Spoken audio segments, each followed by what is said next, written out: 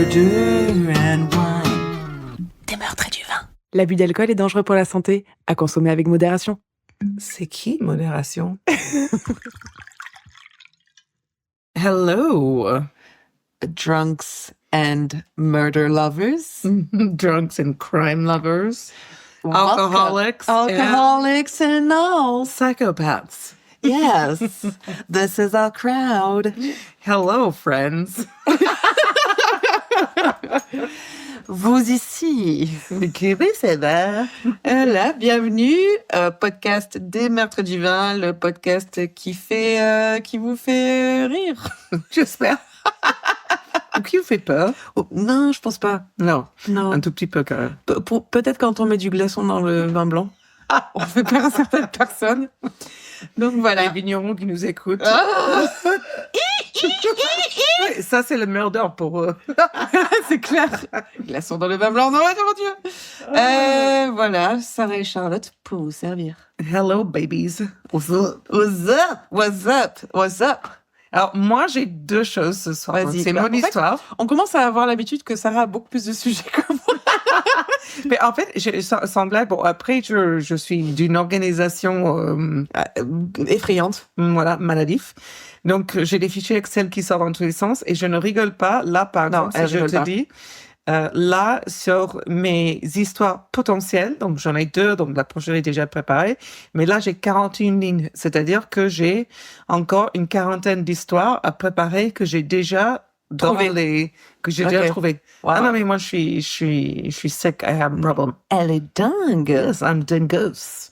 Mais là, cette histoire, ce soir, j'ai un sujet d'introduction Ouais. et ensuite j'ai une histoire et c'est vraiment pour toi. Oh, Because I love you. I think thank of you.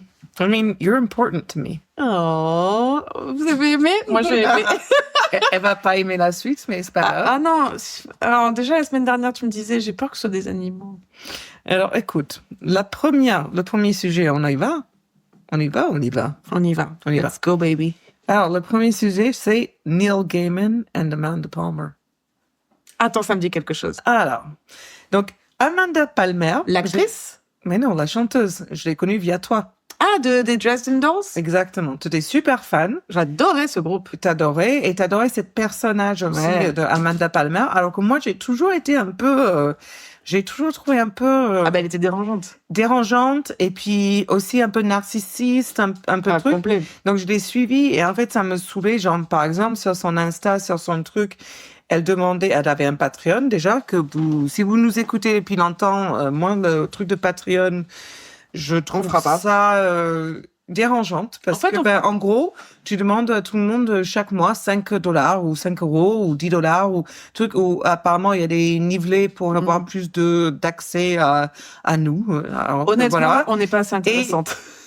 Pas du tout, absolument, ça c'est vrai. Et puis en plus, quand on regarde le niveau moyen de vie de ce qu'ils gagnent, on paye quoi, Netflix 8 €. Je ne vois pas pourquoi toi et moi, Charlotte, aussi drôle qu'on peut l'être, On est mérite meilleur que 5 €. Netflix. Absolument pas. Non, on est vraiment En pas plus, meilleur que Netflix, ça a augmenté depuis ça. Hein. Oui, non, mais ça a augmenté, Voilà. mais peu importe. Enfin, tu vois, ce n'est pas la question. Voilà, ce n'est pas la question. Non, mais bon, Donc- bref, on respecte les gens qui font des Patreons, il n'y a pas de souci, chacun fait ce qu'il veut, mais nous, on Enfin, ne fera pas. moi, moyennement, mais bon. Alors, donc, Amanda Palmer, pour faire un petit récap pour ceux qui ne savent pas, c'était une chanteuse avec donc un autre gars dans un groupe qui s'appelait Dresden Dolls. Ils étaient très provocateurs. Ouais. Amanda Palmer a fait sa carrière en étant une femme qui était totalement libérée. Ouais. Elle avait été une femme qui faisait la manche dans la rue, donc Ouais. elle se déguisait, tu sais, comme les personnes statue. en statue, elle a fait tout ça. Et puis, en fait, toute son armée, toute sa connaissance, c'est la provocation. Complet. Elle s'est mise tout au nu. Enfin, mais dans soi, il y a une inspiration, très certes, pour nous, les jeunes femmes qui ont grandi dans les années 90-2000, avec une femme qui était totalement libérée, qui ne demandait pas d'excuses et qui s'excusait pas pour ce qu'elle faisait, qui était totalement libérée. Enfin, Oui, c'était complet. ça l'idée. Complet. Et c'est ça qui a inspiré, je pense. Et donc, elle avait fait un TED Talk, The Art of Asking, qui est devenu un livre aussi qu'elle a fait. Ah, je savais pas. Un New York Times bestseller. Ah ouais. L'art de demander. Où en fait, pour Amanda, en fait, c'était, elle demandait, en fait, quand elle faisait ses tournées, elle demandait de l'aide aux gens, elle dormait sur le canapé. En fait, en gros, c'était une sorte de communauté où on faisait pas forcément payer les efforts des uns des autres, le travail des uns des autres, mais c'était de l'entraide. De l'échange. De l'échange. Et dans les années 90 ou début 2000, c'était une sorte de parole puissante qui était importante. Mais les choses aujourd'hui sont différentes. Aujourd'hui, on a tous ces personnes célèbres qui demandent de l'aide gratos. Et aujourd'hui, on n'accepte plus trop à ce qu'on demande à des artistes de donner leur service pour rien. Après, il s'agit pas, je pointe pas le doigt sur Amanda, parce qu'à une certaine époque, ça devait certainement avoir une certaine valeur. Mais aujourd'hui, ça ne l'est plus. Et en fait, l'histoire peut-être un peu moins connue d'Amanda, c'est que elle s'est mariée avec un homme qui s'appelle Neil Gaiman. Oui, qui est un auteur extrêmement célèbre et extrêmement riche. Tu sais que je ne le connaissais pas du tout. Alors, moi, je suis pas fan de ses œuvres. J'en ai lu un ou deux. Okay. Il y a eu quelques films aussi sur ses livres que j'ai regardés. Mais bon. Aujourd'hui, il y a eu quelques informations qui sont sorties il y a un an ou deux que j'avais déjà captées. Okay. Mais là, il y a très dernièrement, il y a un article d'investigation du site Vulture qui est très, très, très complète et très approfondie, qui est très difficile à lire, qui font une sorte d'histoire en général. En gros, Neil Gaiman, c'est qui? C'est un écrivain talentueux. Okay. Très certainement, un artiste talentueux. C'était un enfant ses parents étaient très investis dans l'église des scientologues. Ah, ok. Neil Gaiman s'est toujours vendu comme une sorte de féministe, un défenseur des femmes. Ouais. Mais en vrai, c'est un prédateur sexuel. C'est pas vrai. Qui, avec son statut, avec son artistrie et avec son aura, son aura, qu'on ne donne pas du tout l'impression, mais qui a été violeur et agresseur sexuel. Non. Et donc, cet article décrit vraiment, vraiment bien. C'est très perturbant, donc trigger warning pour ceux qui c'est très difficile de le lire. Mais ce qu'on pointe beaucoup dans ce premier article, c'est que, en fait, Amanda Palmer était vraiment présente pour beaucoup des actions qui auraient commis son mari, en utilisant des personnes vulnérables, donc très facilement identifiées pour les faire travailler gratuitement. Elle était tout à fait connaisseuse de ces abus sexuels. Qu'on lui a à multiples fois révélé les abus sexuels et qu'elle aurait dit je sais, je suis au courant, je suis ton amie, je vais te soutenir, etc. Mais que par la suite, quand ces victimes sont allées à la police, Amanda Palmer n'a pas soutenu leurs paroles, ne les a pas aidées, etc. La liste est très longue. Okay. Et en plus, la liste n'est pas longue en termes de témoignages ou de plaintes. La liste est longue en termes de femmes qui ont été payées par Neil Gaiman par la suite. Pour se taire. Donc, on connaît déjà toute l'histoire des femmes silencieuses par le NDA. Voilà. Et donc, j'ai lu cet article avec beaucoup de difficultés. J'ai pensé beaucoup à toi parce que je sais comment tu l'adorais, alors que je savais toujours que moi, elle me gênait quelque part. Mais moi, en fait, parce que j'aimais bien ce groupe parce que c'est vrai ils étaient perturbants, les deux. Mais parce que j'ai toujours aimé un peu tout ce qui était perturbant, au final. Tu vois, les circus freaks, quoi. Ouais. Et eux étaient clairement ça. Oui, c'est ça. Mais alors, du coup, quand je lisais cette première article, l'article Vulture, ce qui m'a dérangé aussi, c'était d'impliquer Amanda Palmer dans les fautes d'un homme. Oui, complètement. Et pourquoi toujours? Pourquoi on est toujours liés? Bon, il faut un peu séparer le vrai du faux. Enfin, je reste sceptique à vouloir planter une femme à la place d'un homme qui a commis une crime. Elle est restée silencieuse, elle a certainement son implication, son rôle à jouer. Elle est peut-être complice, mais elle n'est pas perpétrateur, quoi. Oui. Et donc, du coup, j'arrêtais pas de retourner sur son Insta, de voir qu'est-ce qu'elle allait dire sur tout ça qui était sorti. Et du coup, Donc, il faut savoir qu'Amanda Palmer n'a jamais eu de vie privée. Tout ce qu'elle faisait, mais dans le moindre détail, était un monde public. J'avoue, je la suis pas. Et c'est comme ça qu'elle a gagné, parce que je pense qu'avec son Patreon, elle a gagné près de 2 millions d'euros. Wow. Donc, faut pas se leurrer à sa puissance médiatique. Elle a toujours su bien le mener. Et là, elle met sur son Insta, genre, en gros, je vous remercie de respecter ma silence à ce moment-là. Je suis une mère de famille. Alors, quand tu lis l'histoire, comment on s'est occupé de son fils, faut se poser des questions. Mais bon, en tout cas, c'est la première fois de son historique qu'elle demande la silence, ce que je trouve aussi perturbante. Donc, il y a une deuxième histoire, et peut-être que j'aimerais bien qu'on le mette sur notre Insta pour partager. Il y en a deux. Donc, il y a le premier, c'est l'investigation Vulture, et il y a un deuxième par Pajiba. Et ça se titule What to do with Amanda Palmer. Que faire avec Amanda Palmer? Et là, je vais juste lire un extrait. Donc, un peu boring. Je vais lire l'extrait. C'est un sujet de discussion. J'ai certes des opinions, mais divague et je ne sais toujours pas quoi en penser en lisant les deux, mais je trouve que c'est intéressant de lire les deux. Allez, vas-y. Donc, l'article indique que Palmer a engagé des femmes pour être la nounou de son enfant, des fans à elle avec lesquelles elle avait souvent eu des relations sexuelles et qui étaient financièrement et émotionnellement vulnérables. Donc, Amanda elle-même. Elle leur a promis un travail et une stabilité dont elles avaient désespérément besoin, puis a transmis ces femmes à Gaiman. Pour remuer le couteau dans la plaie, elle n'a pas rémunéré ces femmes dans le cadre de son emploi. Elle travaillait gratos. Dans un moment glaçant, une femme affirme que Gaiman lui a dit que Palmer lui avait dit qu'il ne pouvait pas la voir. Elle, tu pourras pas la voir, elle lui a dit. Et dans un autre, une femme raconte à Palmer ce qui lui est arrivé et que celle-ci lui répond que 14 autres femmes l'ont approchée pour lui faire part des accusations similaires. Lorsqu'une femme est allée à la police, elle était sûre que Palmer, une féministe publique avouée qui avait dit qu'elle aiderait, ferait une déclaration de soutien. Elle ne l'a pas fait. Palmer n'est pas à blâmer pour les crimes de Gaiman. C'est lui qui est accusé de viol, pas elle. Lorsque des hommes sont accusés de crimes sexuels odieux, il n'est pas trop fréquent de voir les femmes traitées comme être pires, entre guillemets, que les délinquants. Sur ça, je suis entièrement d'accord. Ne sont jamais sûrs à 100% des circonstances dans lesquelles se trouve la conjointe d'un agresseur, qui sait ce dont elle a été témoin et ce qu'elle a subi elle-même.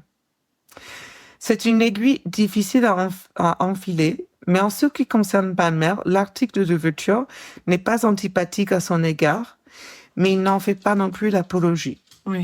À tout le moins, il la dépeint comme quelqu'un qui ne demande qu'à profiter de ses propres fans, faisant passer l'exploitation pour un acte de communauté. C'est horrible.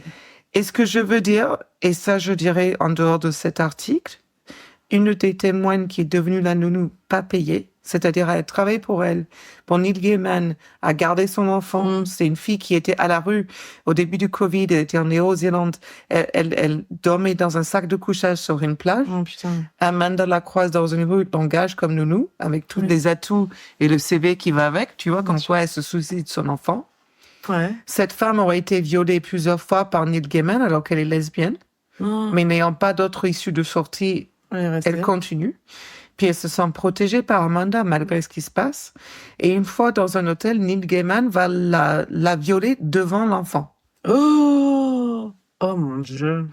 Et Neil Gaiman, son truc, c'était de BDSM, le master et l'esclave. Et un jour, le fils de Amanda Palmer, elle va raconter que le fils lui va dire « You're my slave, I am your master ». Wow. Et même dans tout ça, Amanda ne va pas parler à la police et ne va avoir aucune parole publique sur de multiples histoires, il faut lire l'article. Et toutes ces femmes, forcément, tu penses bien, leurs histoires se ressemblent Bien sûr. de tellement près, sans ayant jamais se parler, parce que les femmes se sont rencontrées après l'article Vulture. Incroyable. Donc on est d'accord, c'est pas la faute d'Amanda Palmer, mais c'est pas mon héros non plus. Ah non. Incroyable. It's disgusting. Ah, c'est horrible. We agree. Horrible. Horrible. Ouais, on est d'accord. Putain. Ouais. Voilà. Donc, toujours fan ou pas fan? Non, alors moi, j'étais pas j'aimais le groupe. J'étais pas fan d'elle. Enfin, je l'aimais sur scène, en live et tout, mais j'aimais le groupe. Le groupe était excellent. Franchement, excellent. C'est Dresden Dolls, vraiment très, très bon. Mais, je l'ai jamais suivie, elle, j'avoue. Donc, du coup, je suis pas au courant. Je savais qu'elle avait un Patreon. C'était une des premières artistes à vraiment parler de Patreon, vraiment faire La pub. la pub à fond. Donc, je savais qu'il y avait ce truc, mais, parce que elle, à l'époque, c'était plus un truc de se désolidariser des labels et des maisons de disques qui veulent un peu te... Oui, mais bon, idée. Henri de Franco l'avait fait avant, elle avait rien inventé, hein. Ah, bien sûr. Mais, ouais, non, c'est choquant. Mm. Et lui, je le connais pas, en fait. Je savais qu'elle était avec un écrivain, mais je connais pas du tout ses Mais écrits. extrêmement riche. Il beaucoup paraît, de- ouais. Mais bon, sans passer. Horrible. Ouais, c'est horrible. Bon, du coup, j'envoie les 2 articles Ouais, à vas-y. Charlotte. Elle peut les mettre en ligne. Vous pouvez les lire, vous pouvez nous faire votre avis. Si vous les connaissez déjà, si vous avez des commentaires, n'hésitez pas. Intéressant, parce que ouais. C'est vraiment intéressant. Mais fuck you, Neil Gaiman. Yeah, fuck you. And a little bit fuck you, Amanda Palmer. A little bit. A little bit. A little bit. A little bit. Mhm. T'as un sujet? Bien sûr que non. J'ai du vin. Alors, vas-y. Alors, cette semaine, c'est la semaine de Sarah, ce qui veut dire we're drinking red wine. Baby. Red wine. Red, Red wine. You make me feel so fine. Je sais pas les paroles. Donc aujourd'hui, nous avons encore, il nous reste encore du vin de Pompette que Pompette nous avait donc conseillé. Je vais vous poster, si vous écoutez cet épisode quand il sort, dans 2 heures, vous avez la vidéo de l'explication de Pompette sur ce vin. Donc là, nous sommes sur un vin rouge 1877. C'est le nom, c'est le nom. Voilà, Château de la Alors, Gravellière. si je peux dire, c'est le nom de la parcelle du vin. Ah oui, On est dans le Bordeaux, on est à Grave. Grave. Voilà. Graves, donc Château de la Gravellière. C'est un Bordeaux, 80% Cabernet Sauvignon, 20% de Merlot noir. Et apparemment, On est à Bordeaux. Donc, elle est à Bordeaux hein. et elle connaît bien le propriétaire. Donc apparemment, c'est un père et son fils. Alors, moi, ce vin-là, il était dans un cave, je le connaissais d'avant. Ok. Quand j'habitais Bordeaux, c'était un vin qui était dans un cave où j'allais acheter quasiment tous mes vins. Donc, je le connaissais et je l'adore. Et dans notre aventure de découverte du vin rouge pour Charlotte, moi, j'avoue que quand je suis arrivée en France, j'étais à Bordeaux. Oui. Et j'ai une affection particulière pour les vins bordelais. Bien que je dis ça dans le sud et on va me poignarder, me tuer. Ça donnera une histoire à Charlotte à raconter. Oui. Mais non, c'est vraiment bien. Et ce vin-là, il est très abordable niveau prix. Et il est excellent. On va voir ce que Charlotte en connaissais? pense. Oui, je le Ok. connaissais d'avant. Allez. Et puis, vous aurez de l'explicatif plus clair, détail de Pauline de Pompette. De Pompette. Are you ready for the pop? Wow! That might be the best pop ever. Tu vois, c'est Bordeaux. Ah on est ailleurs, là. Ah ouais. Alors là, ce pop-là, il envoie. Oh, là, je sais pas si si ça rend bien dans le micro, mais en fait, avec tous Ce nos trucs pop-là. insonoriser, il m'a retourné le cerveau, quoi. Fantastic pop. Oh, she's spilling it everywhere. Elle vient juste en mettre partout. C'est un joli tapis. Non, il n'est pas sur le tapis. J'espère bien. Pourquoi Alors, je m'en mets je autant? sais pas. La dernière fois, elle s'est mis une lichette. Là, elle s'est mis un verre. Non, Non, ok. tu vas le boire. Et voilà. Là, elle s'est mis un verre, un vrai de vrai. Voilà, là, ça suffit pour moi. Je me rends pas compte du tout et je pense que j'ai beaucoup trop mis et il va falloir nettoyer ça. Je te l'avais dit. Tu as mis sur ma table. Non, mais non, là, il y a rien. Là, sur la table, il y a. Ah, la table, on s'en fout. Voilà. Bon, alors, on sent. Alors, déjà, on est dans le Bordeaux. On va être plus fort que la semaine dernière. Là, il faut qu'il respire un peu. Ok. Tu C'est pour fais ça un que peu j'ai fait. touiller. c'est pour ça Non, que tu fais pas touiller. Toi, tu fais tout. Non, ouais, alors, Laisse-moi touiller. C'est pour ça que j'ai fait Charlotte, des bulles. alors, est-ce que on aurait déjà parlé de ta compétence à faire, je pense, casser les verres, Renverser de l'alcool. renverser liquide. n'importe quoi. Charlotte est un peu maladroite, mal à gauche. Non, pas du tout. Ouais. Mal à gauche. C'est mignon. Oui, parce que des 2 côtés, t'es maladroit. C'est trop mignon. J'adore. Donc, alors, je t'ai entendu avaler tellement c'était dur. Je sais pas si ça s'entend au micro. Mais parce qu'en plus, je fais vraiment bien le truc. C'est-à-dire que je mets de l'air dans le vin. Non, je le fais à l'intérieur. Je suis parce que pas la j'allais dire, dégueulasse. elle est Non, non. misophone. Ouais, exactement. Je suis misophone, mais même avec moi-même. Un peu d'air. C'est pas agréable pour les gens, ça. C'est pas ASMR, ça? Non, il y a But it's ASMR funny. et dégueulasse. Douglas, your ASMR is fucked up. Eh ben, So, je crois qu'elle a bien fait de me faire commencer sur l'autre vin qui était je plus sais léger. très bien. C'est moi qui ai choisi celle-là. Ok. Et il est Là, il très faut bon. qu'il respire. Ok. Mais c'est un vin excellent. Il est très très bon. Il est excellent. Mais tu vois, on n'est pas encore au truc où je me dis en fin de journée, je vais me prendre un verre de ça. Alors, je dis juste ça, on commence l'épisode, Ok. tu le laisses respirer, Ok. parce que la fin, bon, j'ai une histoire pas très longue, mais juste le temps À la des fin, 20-30 minutes qui je respirent, rebois. il y a un autre goût, Ok. parce que des Bordelais doivent respirer, hein, ça c'est... Je respire. Voilà. Et donc, chers auditeurs, on avait cette introduction un peu longue. On est Eh ben, d'accord? si vous nous avez suivis jusqu'ici, c'est que vous êtes des vrais. Yeah.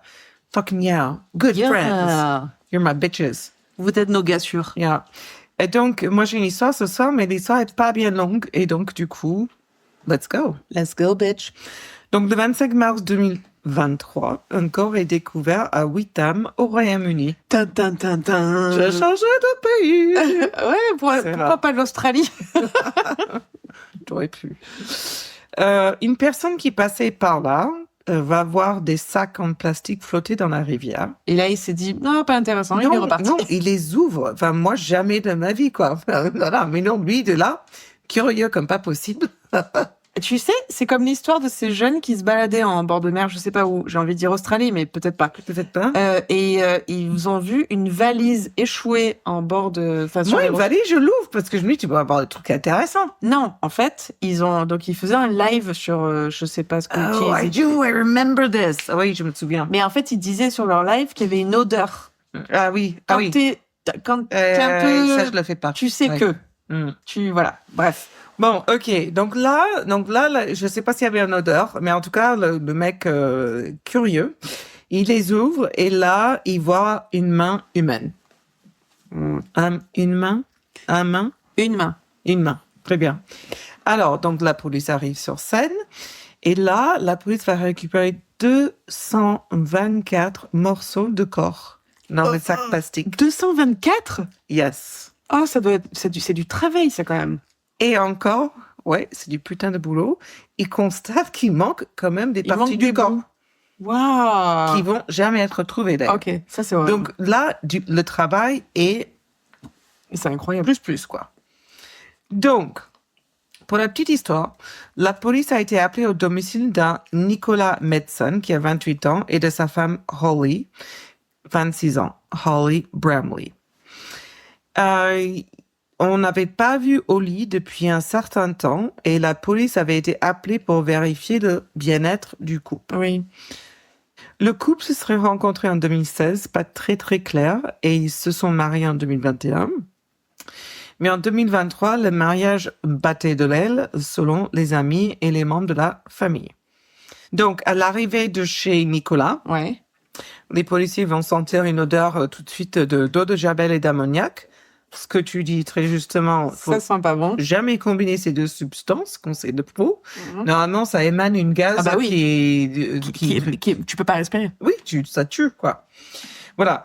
Il voit du sang dans la salle de bain, la chambre à coucher tu m'étonnes. et la cuisine. Et il voit aussi une scie sur une serviette et des draps tachés de sang. Alors, et là, ils se disent, tout va bien. C'est bon, merci. C'est ça, justement, d'une manière ou d'une autre. Je ne connais pas pourquoi. Est-ce que... Nick n'est pas arrêté. Là, c'est... Ah, waouh. c'est Attends. genre... Alors, Attends. l'appartement. Ouais. Attends, juste, je suis très choquée par ce que tu dis, mais aussi je suis choquée par ton chien qui, là, j'ai renversé donc le vin rouge sur la table. Il veut absolument aller le boire. C'est mon chien. C'est incroyable, j'ai jamais vu ça. Good baby. Donc, ils arrêtent pas le mec où il y a du Non. sang absolument Non, de partout. la maison qui arrive, donc la femme a disparu, elle est pas là. Il y a du sang. Et quelqu'un les appelle pour voir si elle va bien. elle n'existe plus, on ne sait pas où elle est, ça sent le javel, ça sent l'ammoniac, il y a c'est du pas sang possible. partout. Nick n'est pas arrêté. Il y a une scie sur un côté. Non, mais Je comprends pas. voilà. Bon, Nick va dire à la police que Holly avait quitté la maison avec son groupe de soutien de santé mentale et même qu'il va faire des blagues en disant que c'est lui qui a été maltraité en leur montrant une marque de morsure sur le bras. Okay. Alors, on est d'accord qu'un mec qui vient de tuer une femme, une marque de morsure sur le bras, ça serait des marques putain de offensives. logique. Ben voilà, mais non, Nick, ciao, on te voit Les demain. films sont cool là-bas. On va voir, quoi. Donc, au cours de l'enquête, ils vont trouver des images de vidéosurveillance qui datent du 17 mars, où on voit Holly qui entre dans son appartement, et c'est la dernière fois qu'elle est vue vivante. Okay. Il n'y a aucune trace d'elle, et Nick sera finalement arrêté quand même Alléluia. le 5 avril. Donc, 17 mars, on voit Holly rentrer dans son appartement. Okay. Elle n'est pas vue depuis. Le 25 mars, on retrouve son corps flottant en 224 morceaux. Et Nick est quand même arrêté que le 5 avril. C'est pas mal. C'est pas mal. Donc, il découvre que le sang dans la maison est celui de... Arrête, laisse-moi deviner. Ouais, vas-y. De la victime Holly. De Holly. Ma foi, choquant. Wow. It is Holly, it is. Donc là, ils vont fouiller le téléphone portable de Nick et ils vont trouver toutes ses recherches sur Google comme... Je commence les... Oh, est-ce que c'est celui que... Non, c'est pas lui. Tu vois lequel jour je parle, c'est pas cette histoire. C'est pas lui. Mais c'est tout aussi con. Ok. Alors, donc, première recherche Google, comment se débarrasser d'un cadavre. Jusque la classique. Deuxième, quels avantages puis-je obtenir si ma femme meurt. Ok. Et troisième... Pratique. Dieu punit-il les meurtriers? Spirituel, il y a de tout. Yeah, Nick is all over the place. Enfin, quelque part, en même temps, il est pratique et aussi réfléchi. Oui, il n'y a pas de problème. Voilà. Puis, est-ce qu'il fait des phrases entières ou est-ce qu'il tape, tu vois Non, c'est important. J'ai utilisé DeepL pour traduire. Le T9, tu sais.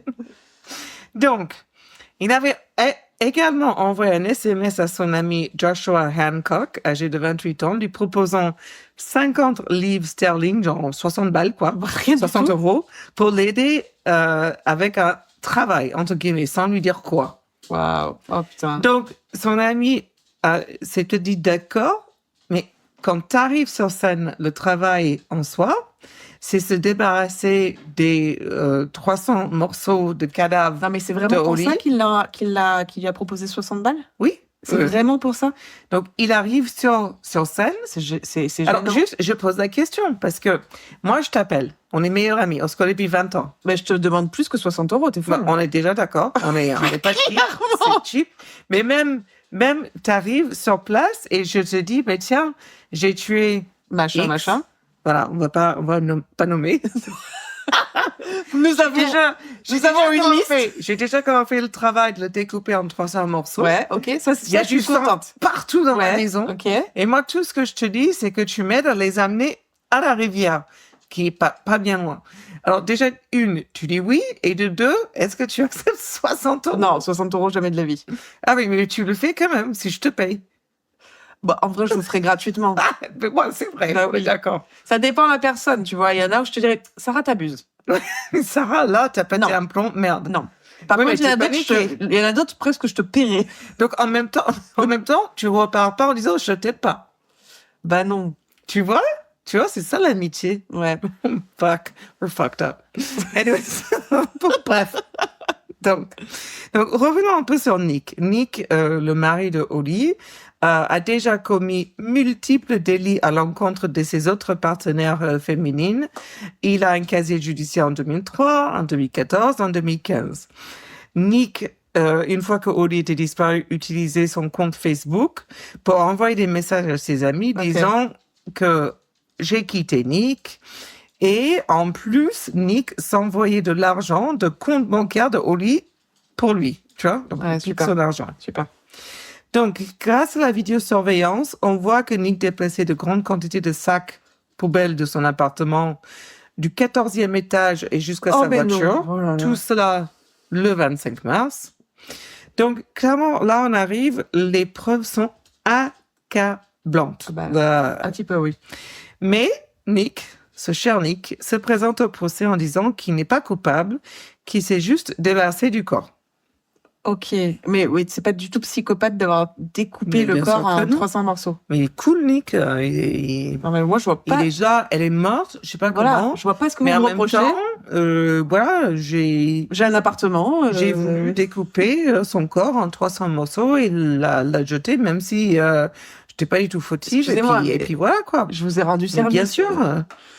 I don't fucking know. Je sais Nick pas. is fucking stupid. Vraiment. Donc, on va le voir ensuite. Donc, lors d'une audience en février 2024, il va changer, il va plaidoyer en faveur de la culpabilité quand même, parce que, un moment, Son avocat a dû dire, ah, non, t'abuses. écoute, mec, ça marche pas. Donc, un procureur a déclaré qu'ils avaient trouvé des marques sur le corps de Holly, ou sur une des parties du corps. Oui, parce que là. Oui, suggérant qu'elle avait été maintenue dans un carcan, poignardée dans la chambre, démembrée dans la salle de bain et stockée dans une chambre froide près de la cuisine. Ok. Elle a été découpée en au moins 224 morceaux distincts, Bah, qui est extrêmement exagéré, J'ai parce jamais qu'ils n'ont pas entendu tout ça. retrouvé, moi non j'ai plus. jamais entendu ça. La mère et la famille de Holly ont dit à Nick qu'ils les avaient condamnés à une peine à prison à vie à eux. Ah, bien sûr. C'est ce qui se passe pour la famille des victimes. Hein. Ouais. Alors, la défense de Nick a déclaré qu'il était atteint d'autisme. Oui. Cela l'empêche de se contrôler et la prison serait plus difficile pour lui. Pas facile. Non, mais c'est trop dur. Combiné à ses difficultés d'apprentissage, Mm. il est socialement isolé, il ne peut pas se faire des amis Mm. ou comprendre le monde comme les autres et donc vulnérable. Oui, donc moi, je dis, laissez-le libre. Et en raison de ces troubles, il ne peut pas éprouver de remords, ne peut pas faire preuve d'empathie et ne peut pas lire les sentiments d'autrui. Oh, tant qu'il les découpe. So, autism, maintenant, est une défense de meurtre. J'adore. Me too. La défense de Joshua, donc le copain qui lui a aidé Oui. pour 60 Il est balles. dyslexique. Voilà. Son pote. Il y a pas Travaille moins pour le SMIC. Il a tâche. Alors, dyslexique, pas de prison pour moi. non, pas dyslexique, mais encore mieux. Donc, j'en arrive, c'est trop bien. Alors, lui, il dit qu'il regrette amèrement son implication.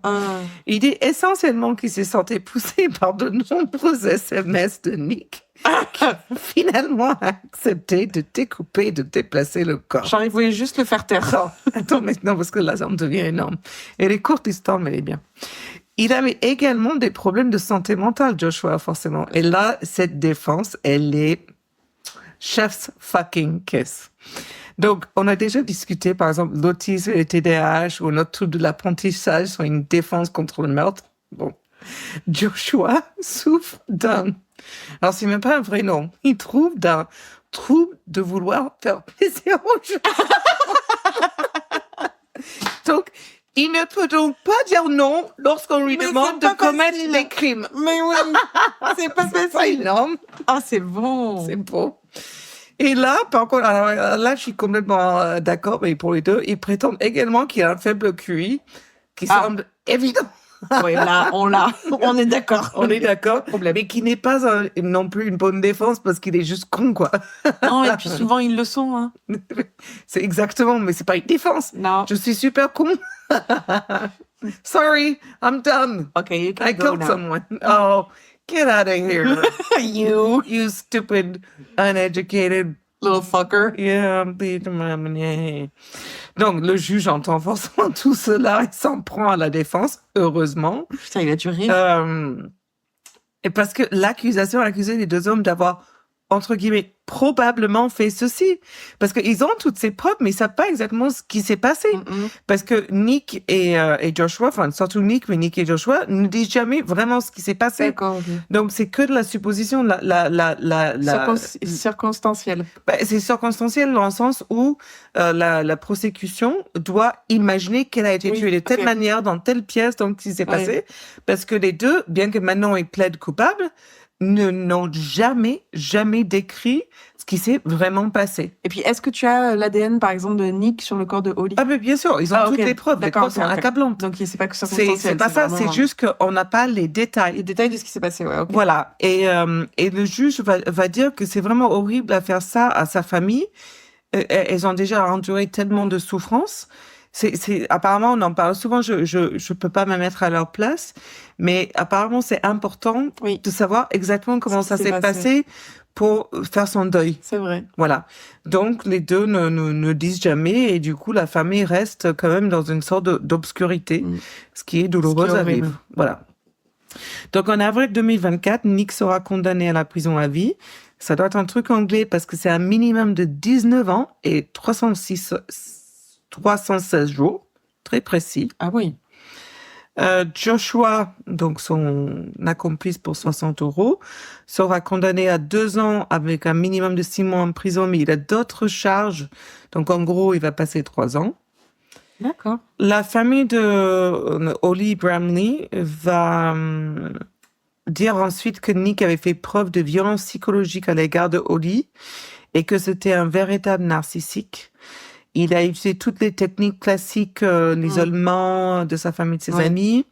Et la famille espérait toutes ces années-là que Holly aurait un moment de grâce. Ouais, de clarté, ouais. Un moment de clarté, qu'elle verrait la lumière, entre guillemets. Mais malheureusement, cela s'est jamais produit. Et même après, et c'est pourquoi cette histoire pour toi, Charlotte, bien avant que tout ça arrive et que la pauvre Holly soit tuée d'une manière si grotesque, Nick aurait tué ses hamsters et son chiot en les mettant dans des mixeurs, mon Dieu, des fours et des micro-ondes. Ah, mais quelle horreur. Oh, putain. Elle aurait signalé tout cela à la police. Elle a fait des déclarations, mais elle a quand même retourné avec lui. Et ça, je suis sûre, ça te rend moins triste pour elle. Ouais. Enfin, non, en vrai, non. Ouais. En vrai, non. Mais parce que tu sais pas quand tu es dans la prise de quelqu'un. Mais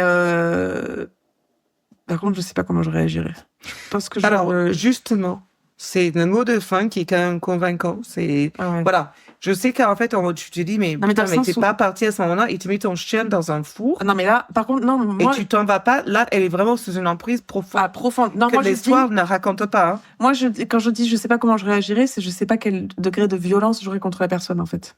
Tu vois, je serais capable de balancer quelqu'un par la fenêtre si je le vois faire du mal à un animal ou à un enfant, tu vois. Clairement. Pour moi, c'est les animaux et les enfants, c'est pareil, dans le sens où c'est innocent, ça ne sait pas se défendre. Oui, moi pareil. Et je ne peux pas. C'est impossible. C'est vraiment, vraiment possible. Si on est d'accord, en fait, moi, ce que j'ai retiré de cette histoire et ce qui m'a marqué, en fait, je pense qu'il y a, ça montre à quel point nous devrions prendre beaucoup plus au sérieux les crimes commis contre les animaux. Oui. Ah, mais clairement, en France, il est censé être considéré comme si c'est un vrai crime. En fait, c'est un crime. Voilà. Mais je sais pas si les peines sont... Ben, en fait, moi, je le savais pas, hein, c'est en faisant notre podcast.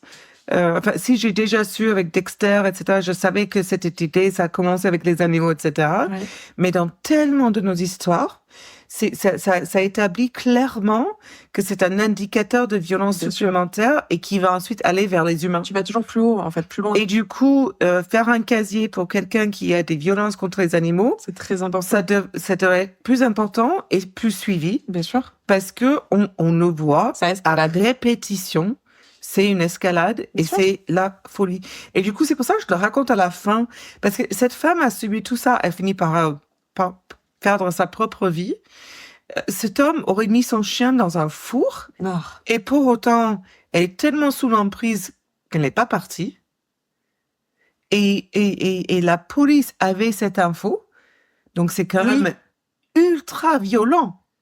Un animal, un hamster dans un micro-ondes, quelque chose, c'est tellement violent. Mais en fait, on ne le suit pas, on ne continue pas à suivre cette histoire. on ne lui donne pas l'importance qu'elle devrait avoir, le poids de l'importance de cet acte, en fait. Moi, je suis complètement d'accord avec toi et je pense que pour plusieurs raisons, les actes de violence envers les animaux devraient être, mais même pas juste meurtre, enfin, vraiment tout acte de torture, de violence, etc. Parce que, clairement, c'est un indicateur. Je dis pas que la personne va devenir un tueur en série, mais la personne va clairement avoir de la violence envers des humains. Donc, c'est ça. On n'est pas obligé d'aller jusqu'au meurtre, mais... Oui, mais un dossier de suivi judiciaire comme étant une signe démarquante et claire que la personne a une capacité d'aller plus loin que ça, why not? Enfin, je veux dire, pourquoi s'en arrêter là? Bien sûr. Et c'est soit cette personne va jamais tuer, mais va commettre énormément de violence envers sa femme, sa famille, ce que tu veux, mais tout ça doit être suivi. Ouais. Et c'est pas le cas. Oui, on est d'accord. Ouais. Très intéressant, mais horrible. Yeah, it was horrible. And that's the story of Holly Bramley. De l'Angleterre, j'ai changé de pays. Oui, peut-être t'allais dire l'Australie ou... Non, non, okay. non. Je suis obsédée par l'Australie. Clairement, mais non. Voilà. Et super intéressant, mais horrible. Horrible. Dans tous les sens du terme, en fait. Oui. Mais épisode 54 dans ma poche. Ouais. Mais horrible. Holly Bramley et ta famille, je vous souhaite bien du courage. Ouais, beaucoup de courage. Et Nick et Joshua, fuck you. Fuck you, motherfuckers. Good. Ah. Moi, tu vois, les gens comme ça, j'ai aucun... Tu vois, tout ce qui est pédophilie... Moi, Nick, j'espère que ce sera pas que des amants. Parce que très clairement, le mec, lui, il va répéter. Hein. Mais je suis désolée, mais si tu punissais les gens en leur faisant exactement ce qu'ils ont fait, genre les pédophiles, tu leur fais ça, en général, bon, ils l'ont subi. Et si tu... On peut faire pire, hein. Mais oui. On peut couper la bite et rajouter un peu de sel. Ah oui. Ouais, exactement. Et tu vois, ce mec, je fabriquerai un mix, comme dans Squid Games, je ferai un mixeur géant, tu vois.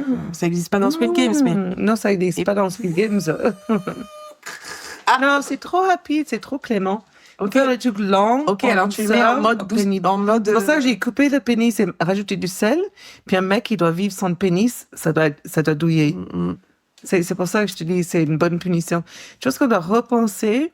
Bon, après, avec un système judiciaire, je dis très, très clair, enfin, il faut que des coupables. On va pas faire ça à des mecs qui l'ont pas vraiment fait. Enfin bon, on est parti loin là. Je pense pas qu'on puisse faire ce genre de choses. I don't know. Je regoûtais le vin. Okay, ton chien est taré.